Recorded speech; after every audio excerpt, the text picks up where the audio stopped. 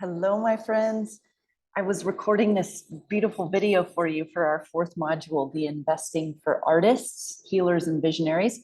And then I wanted to have this beautiful view behind you, and the rain came and the winds came and the internet went out. I found a workaround. We're starting again.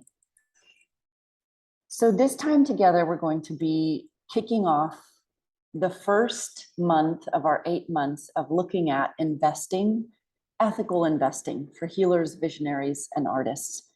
And gosh, the best way that I can convey what is really in my heart to share with you about this for laying the foundation is by sharing a story. Let me just make sure my audio is good here. Okay. So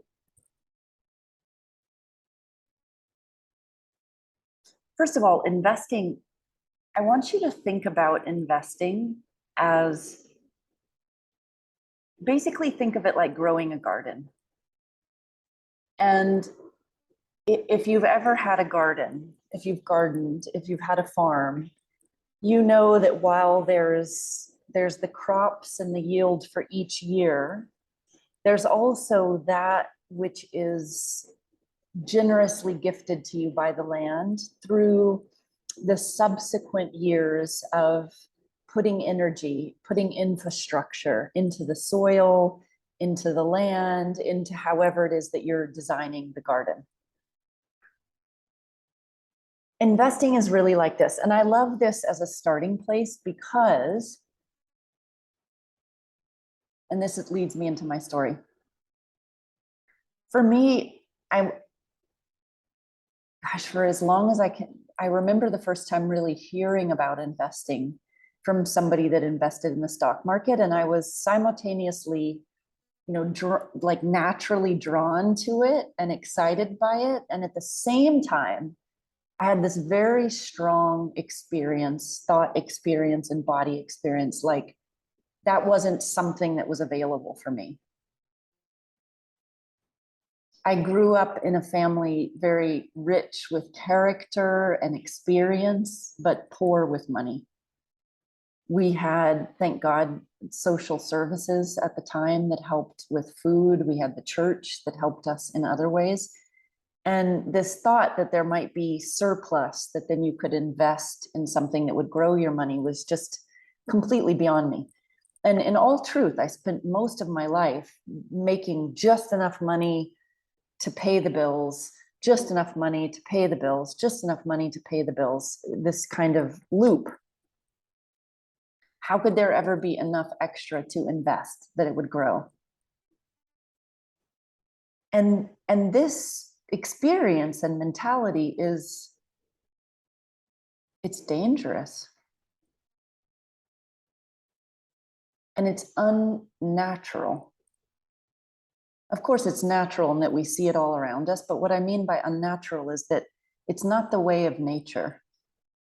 The way of nature is that you invest time and energy into something, and there's a yield that gives back to you over time. Now, with that said, I've my whole life, I have actually genuinely felt like such a lucky person in that, not in some kind of magical way, but in that with the generosity that I experience in my heart, genuinely, that spills over in many different ways, that is returned to me in many different ways over my life. I have so many stories of being in a place where I honestly did not know how I was going to make the next step forward. And some generous soul, some generous human would come at just the right time, at just the right place, with just the right thing.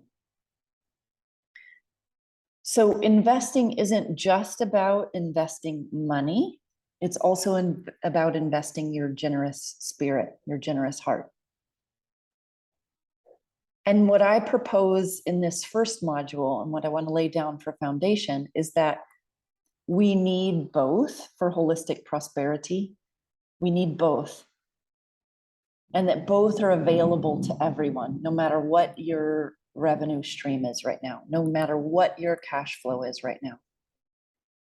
And that, in fact, when we say, for example, if you are a very generous-hearted human, which I'm most certain you are, and you've invested in this way with your generosity, and that comes back to you at just the right times, to also have the empowerment to be able to invest with your money, no matter how much you might have, that complements and amplifies the beautiful and very natural exponential growth in your life. So I heard about investing. I was intrigued and also felt like it was somehow ungraspable for me.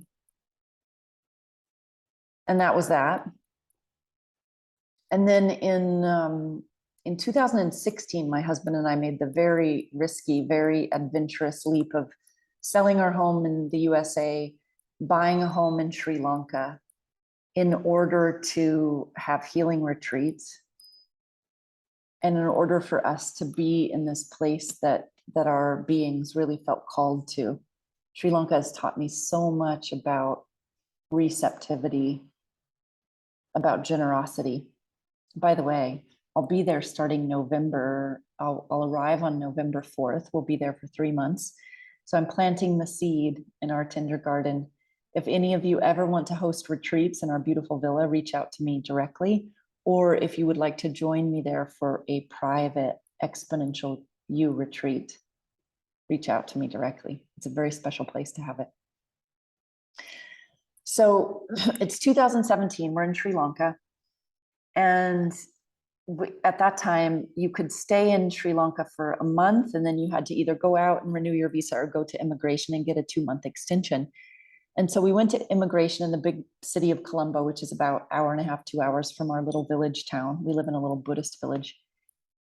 And there was a German man and his Tamil wife there, and his Tamil wife had never been out of the village that they came from up north. And I was so perplexed and intrigued with this couple. Like, what was their story? What? Tell me. And so I start talking to them. His wife braided me the most beautiful little, like, kind of woven cloth bracelet while we were there waiting. And I was asking him, how can you afford to be here and not be working? And he said, I live off of my Bitcoin investments. And when he said that, I had no idea what Bitcoin was. I had never heard of it to my conscious awareness. I felt all of the cells in my body like stand on attention. I felt very alert. There was something really important here. And so I started asking him more questions. He started explaining more, and very quickly, like, my eyes glazed over. I was like, oh, it was way over my head. And all I knew was, like, this is important. I'm very intrigued, and I can't quite grasp it right now. And also at that time, the way he described it, you needed to buy, like, I would have had to have bought one full Bitcoin. It was $8,000. I didn't have $8,000. Fast forward, probably the next year, I started investing in Robinhood, which we're going to talk about. It's a Robinhood is an exchange. You can download it on your phone, an app that allows you to invest in mutual funds and stocks. It's for the layperson. And I think I put on, like, I don't know, $100 a month or something like this to invest. And it goes into these mutual funds. You don't actually know what you're investing in. That's generally the nature of mutual funds. It's kind of a mix. It's a partial mix of many different publicly traded companies based on your risk tolerance, which they guide you through the process of discovering. And that was a beautiful next step. It was the first time in my life which I reserved money for the money to be grown, to be invested. Huge leap, huge leap. Not only is this a huge leap in action, this is a huge leap in consciousness. And it's important. Fast forward to the beginning of last year, 2020. And I was with a friend of mine, lovely friend of mine, And he was talking to me, he brought up Bitcoin, and I was like, oh, I want to know more about this. Tell me more. And he shows me this exchange, this app you can download on your phone.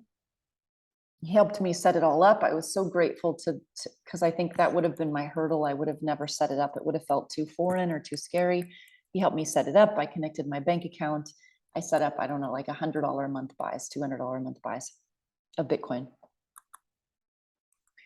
Very quickly, Bitcoin went up. It was a big year last year. It went up from like, I don't know, 30,000 up to 59,000. I was watching this money grow exponentially within days and days. I was so excited.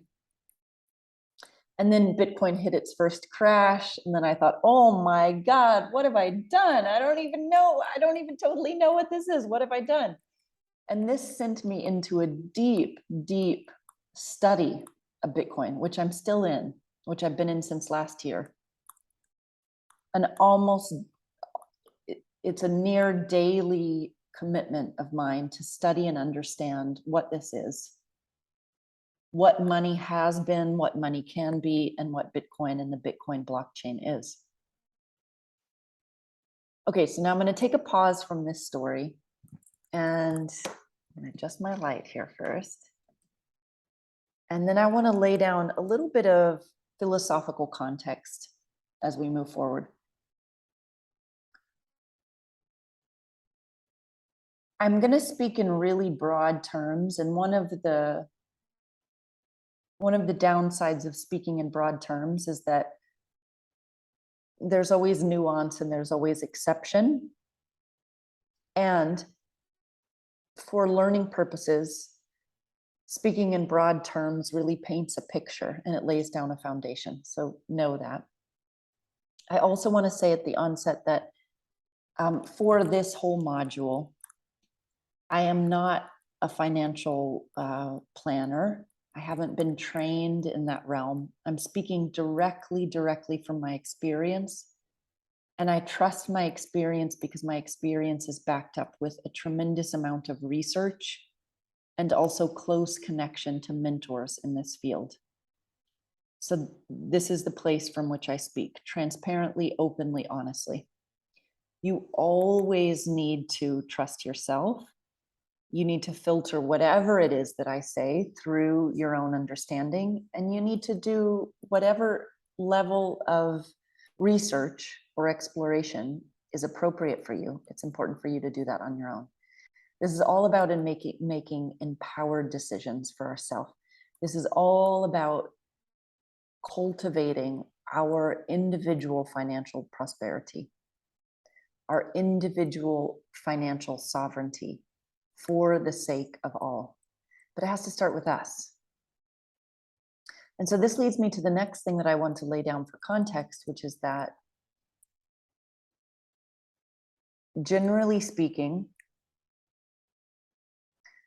part of the phenomena that has held class structure in place is that you have the wealthy that have the surplus to invest, plus the know-how, the ins, the understandings to invest and grow their money, while the middle class to working class to lower class either do not have the surplus and or do not have any of the understanding or the ins to be able to invest for themselves and grow their money.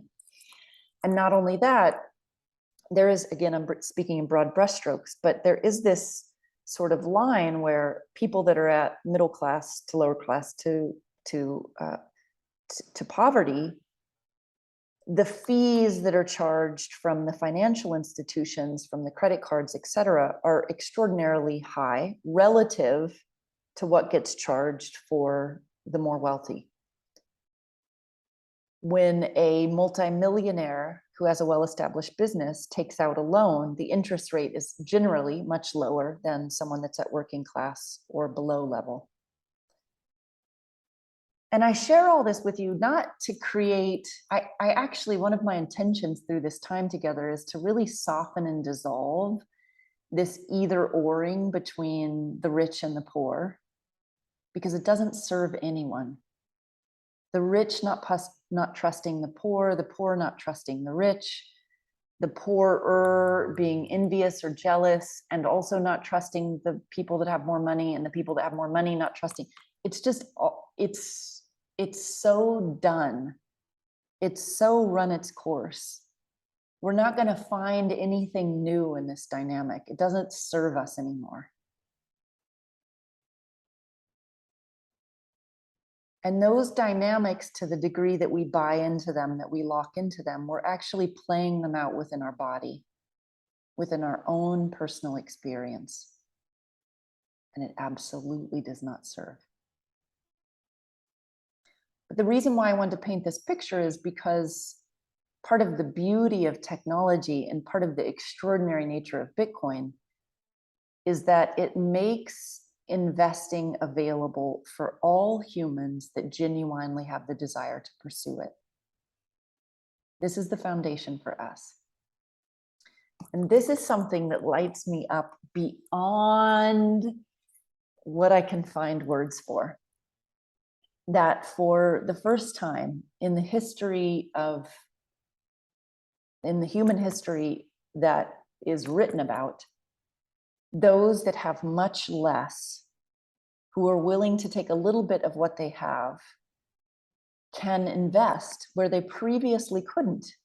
I mean, previously, and not all that long ago, to invest in the stock market, you really had to be at a certain level of financial stature. You had to have a certain amount already. It's not the case anymore. You could invest $15 a month, $10 a week. We don't have the same limits and barriers that we used to have. Feel that power that's in favor. Feel it.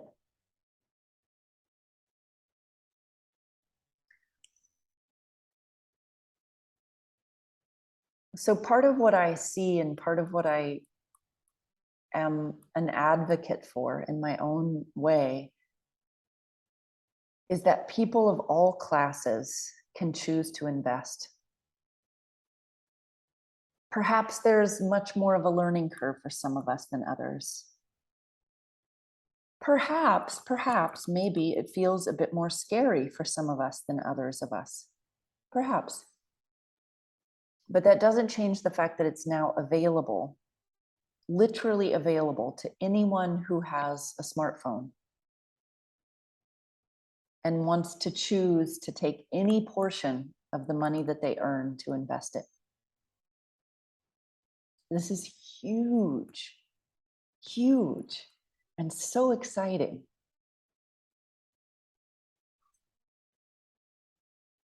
Okay.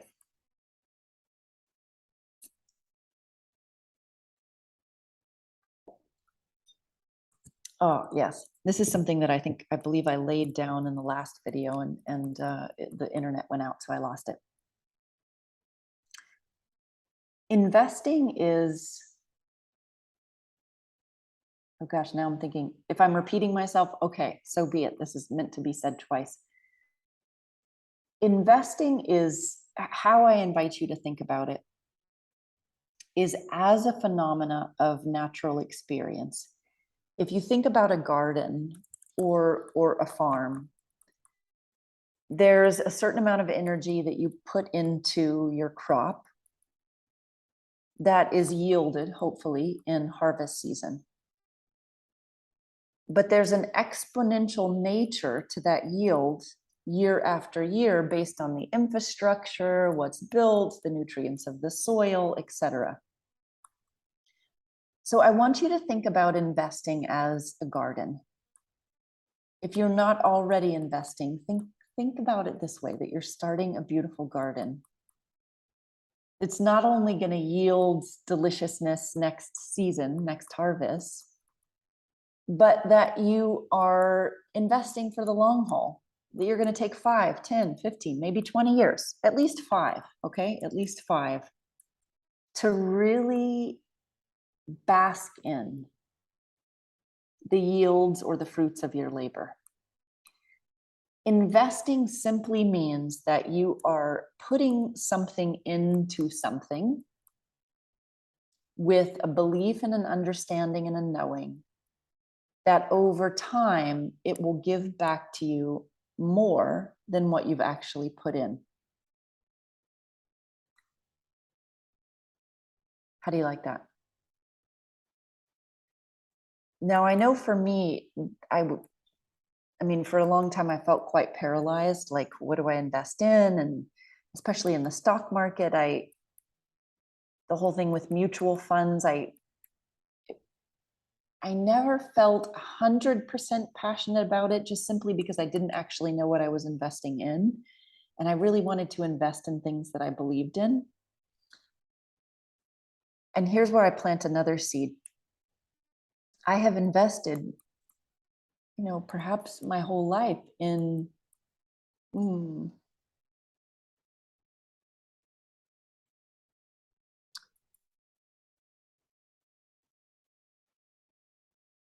there's a generosity that flows through me that I'm not saying that I'm always generous. Certainly, I have experience of myself being selfish and stingy. But there is this quality to my nature that is naturally generous. Perhaps this is the nature of all of our natures before we experience the hardships that we experience. And what I've always known is that the more generous I am, the more it comes back to me. And I can't tell you how many times in life I have been in a position that was by any measure destitute. And just the right person or just the right thing came out at just the right time to gift to me, to give to me. Generousness. That is also a form of investing. Your generous heart, your generous spirit has invested over your lifetime simply by the nature of your generosity. And you may know what I'm talking about. You've already received at different times things coming. Maybe not necessarily in the form of money, but maybe in the form of money. And this is the product of your investing of spirit. And so investing isn't just about money.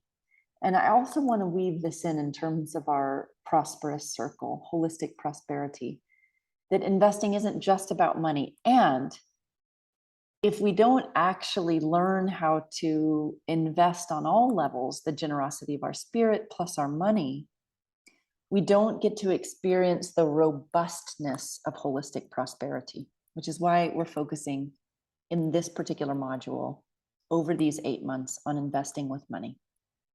It doesn't discount your investment of spirit, your investment of generosity. That is there.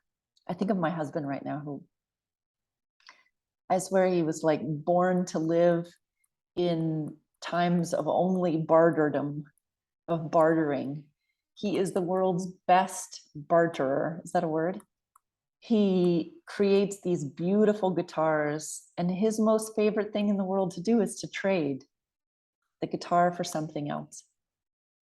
And I used to, many years ago, I would feel frustration, like, honey, take some money for what you've created. Come on, come on. And I softened with that over the years. It's come to be in our relationship that I have more comfortability with money flow, and he has more comfortability with this barter system that he loves. The reason why I say that is because all of it is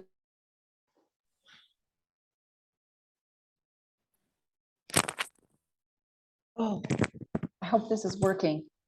The Wi-Fi just went out again. Okay, I'm going to repeat the last thing that I said. I was talking about my husband bartering, and I said all is welcome. That there's all different forms of investing. There's all different forms of exchange. It's all welcome.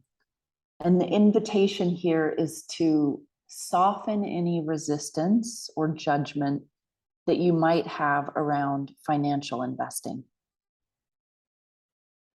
Soften it. It doesn't serve you anymore. We don't have to either or. We don't have to make those people that do that bad and these people that do this good.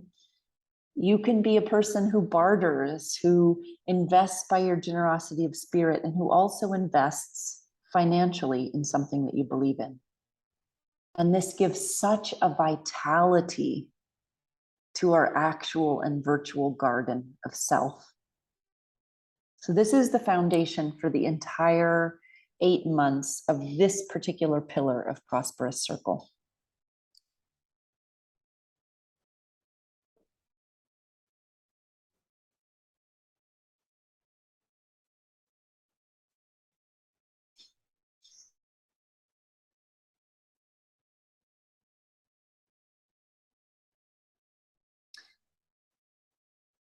For the foundation, I want to share a little bit more of personal story. I really often experience and witness that we can learn a lot of things in a lot of ways, but often what's most meaningful and empowering in terms of learning is the internal experiences that we have when we hear other people's stories. So last year, beginning of last year, 2020. Yes, no, 2020. Yes, the beginning of last year. Oh my gosh, it's all blurring together. I was with a dear friend. He prompted me to download an app to do a purchase of Bitcoin. Thank God it got me over that hump. I watched it go up super fast. I invested some additional money that we had, asking my husband if he would trust me to do this process. The first crash came. I thought, what the fuck have I done? It sent me down a deep research pathway with Bitcoin. And while I think in honesty, it takes a few years to really, if one chooses to really understand what Bitcoin is and how it works, and the epic importance of it at this time. I also think that we have to start somewhere, and we have to start listening somewhere and start learning somewhere. I'm certainly not here to talk you into anything that you do not want or desire. Always, you need to run everything through your own filters. Come to your own trust in yourself, do your own research. I am not giving financial advice as a financial advisor. What I'm really doing is laying down philosophy and education and resources so that you can make your own decisions. To me, this is what's most in alignment with personal and financial sovereignty in service to self and others and community. So I started researching everything that I could. I'll be sharing some of those resources here with you. In fact, I'm going to do this. I want to offer all of you, just as a gift, my Bitcoin is Transformation course. I'll talk with Robin about how we give you access to this. Maybe it's that we include instructions in the notes below. So if you want to start your journey with understanding more about Bitcoin, particularly in relationship to transformation in human consciousness at this time, I think you'll really enjoy the course. If for some reason you've purchased that course from me before, email Robin at tiffanycarroll.com, and she can gift you my blockchain consciousness offering. Okay? That's just if you had purchased the Bitcoin is Transformation before. This is something that I often run into because I love to give things away, and then there are these little administrative obstacles that come. Feel the generosity of my heart in this with you. Yeah. Mm-hmm. And explore to the degree that you feel genuine desire to explore. So as I researched more and really began to understand money, the history of the money, which has been such a fascinating and deep research for me over this last almost 2 years,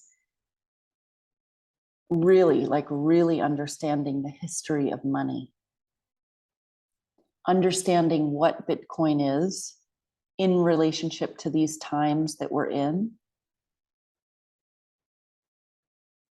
I am more confident and positive than ever about the importance of Bitcoin and about the stability of Bitcoin within the global community, even despite the volatility of the market. So this is something that I'll also be sharing with you over the time that we're together. Okay. And I go into much greater detail in the Bitcoin as transformation, so you can explore that as well.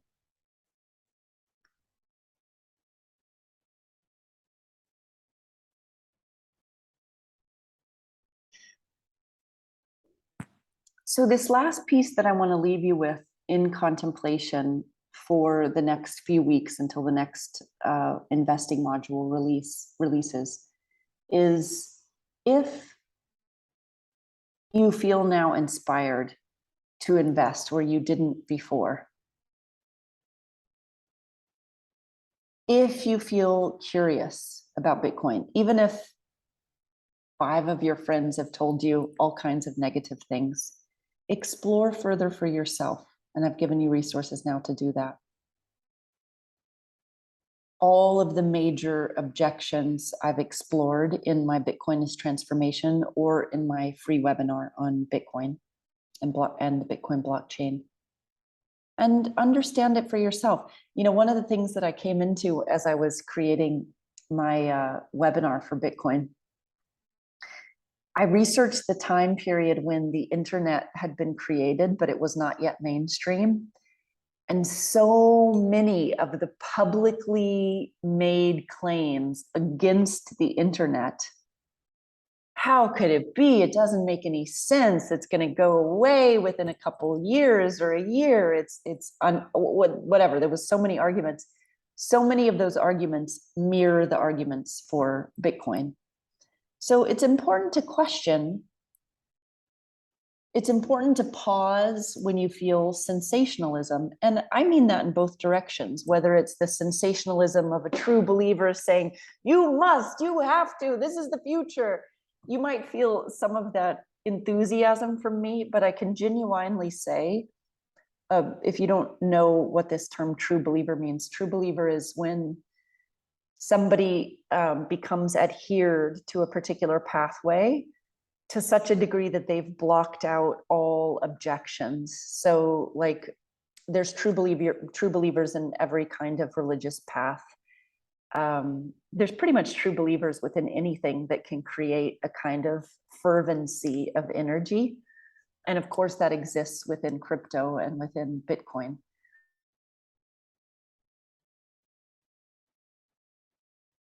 I don't consider myself a true believer. I consider myself a knower. I know what's possible. I know that of everything that I've researched and explored, which is a lot, Bitcoin and the Bitcoin blockchain make the most sense. And I also know that I don't know everything. This is the difference between a true believer and a knower. I don't know everything. No human being can predict the markets. I mean, just case in point for me, I really thought, as many people did, that in the new year, the Ethereum and Bitcoin would go up quite a lot. And my husband and I were planning to pull out what I had beautifully invested over the last year and a half to put towards the final payment for our villa here in Italy. And due to the geopolitical climate and the Russia-Ukraine conflict, the markets, I mean, among other things, it's complicated, but the markets dropped and it wasn't what I was expecting. The markets are a lot like life. Like sometimes it happens like you think it's going to happen. Sometimes it happens, it far surpasses and surprises you positively from what you think is going to happen. And sometimes it catches you completely off guard. It's not that different than having a garden or a farm and the weather. We can't predict the weather. There is a beautiful humility and reverence and respect for both the unknown and the known that come together in investing. And part of what I'll be sharing with you over this time together is investing as a form of spiritual practice. Anybody who tells you they know exactly what's going to happen in the markets, don't believe them. Nobody knows. The people that give you suggestions and educate you at the same time, that's important. Are they in it, doing their work, doing their research, describing what they're doing and why transparently? That's important. I remember this one other thing that I wanted to weave in for context about class structure and holding class structure in place. One of the things that I've been fascinated by for some time is, people that are in like working class, lower class poverty. The lottery is a big thing, not for all of them, but for a lot of them. Like, oh, this, and I marvel. Even here, I'm in Sardinia right now, and when I go into certain shops where you can buy the lottery tickets, there's a kind of energy when someone buys the lottery ticket, like maybe just maybe it will happen for me. And I'm not saying that individuals who have either achieved or were born into a higher wealth status don't buy lottery tickets. I don't actually know. But I don't think that there's the same energy of like hoping and praying that they'll be fortunate enough to win. I want to clarify this. The reason why I'm painting this picture is not to either or things. The reason why I'm painting this picture is because the hoping that you'll be fortunate enough to win the lottery, that hope is what comes into play in the gap where one doesn't know how to directly access their power in relationship to money. This is huge. This is what creates so much compulsion around gambling. And I think people at all levels of class structure gamble, absolutely. And this particular place where we hope, but from a place where we're disempowered, this is the place that when we learn how to invest with ethics from our power in our own way, we get to transform that hope to a kind of knowing. Not a knowing of exactly what the markets will do, as I just said, but a knowing that this path over time is going to yield something important back. This is one of my main desires and intentions for us all during this time, during this journey, for this module. Okay. So during this time between this month and next month, in general, I'm going to be posting the investing module towards the end of the month. Investigate the Bitcoin is Transformation course offering if you would like to know more about that. Explore your objections with curiosity. Like you might have heard objections about the energy usage thing, or somebody saying that the governments are going to overturn it in some way. All of these are very strong objections that I give ample information to so that you can really understand what's going on. Don't be duped by sensationalized information. Learn, feel, and make your own educated decisions where you're also trusting some measure of intuition.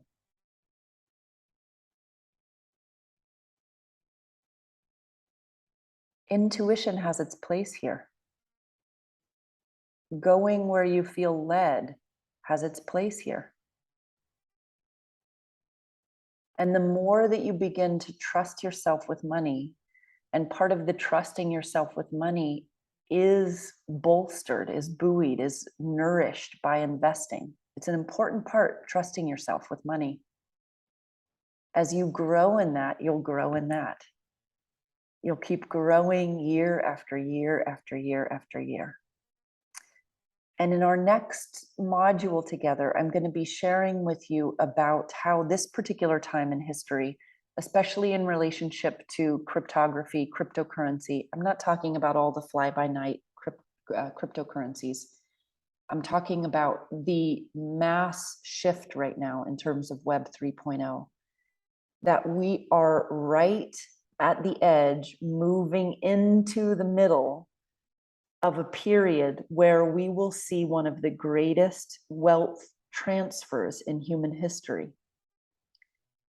It is the perfect time to become aware of this. This isn't a get-rich-quick scheme. This is about following your intuition and your wisdom and learning, cycling through all of those. Learn, follow your intuition and wisdom. Learn, follow your intuition and wisdom. Do what you can. This is an important time, a hugely important time in relationship to investing, especially for artists, visionaries, and healers who haven't necessarily experienced wealth in their life. Oh my gosh, I'm so happy to be together with you in this. If you have specific questions,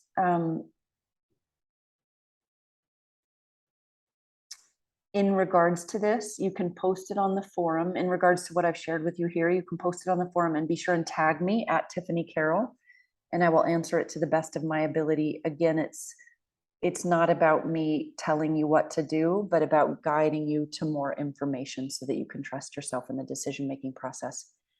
At the end of the Bitcoin is Transformation course, you'll see a list of resources if you're like ready to get going. I recommend a couple of my favorite exchanges and how I personally work with investing in cryptocurrency in something called dollar cost averaging. So this is what we're going to get into more next month. I so look forward to it. Much love to you, from my heart to yours.